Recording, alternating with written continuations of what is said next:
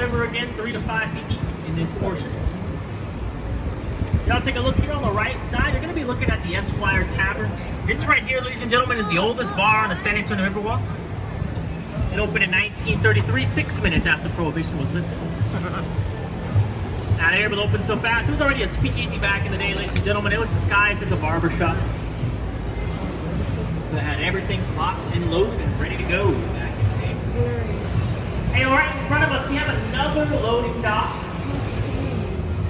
This is our Aztec loading dock. We have 3 different spots where we take a park at. It's all the same tour, different locations, different boat counts.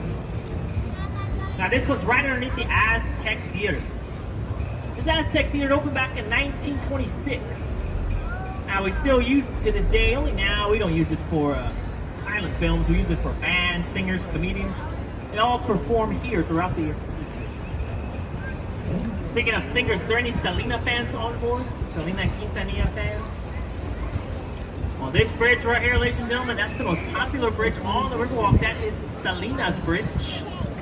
So she was a Tano superstar back in the 90s. In 1997, there was a film released based on her life starring Jennifer Lopez in her breakout role. And a scene was shot right here on this very bridge. Selena and her husband Chris were overlooking the river.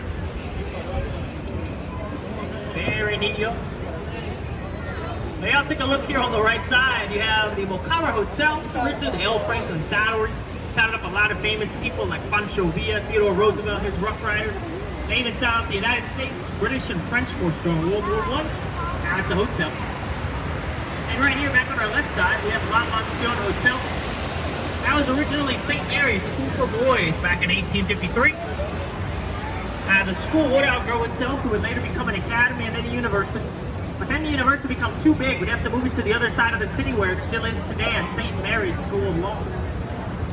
Now the building would sit there vacant for years, till around 1966. 2 alumni from St. Mary's came back, they bought that vacant building, and then they turned it into a hotel. So that's what we do down here, ladies and gentlemen. We turn old buildings into hotels.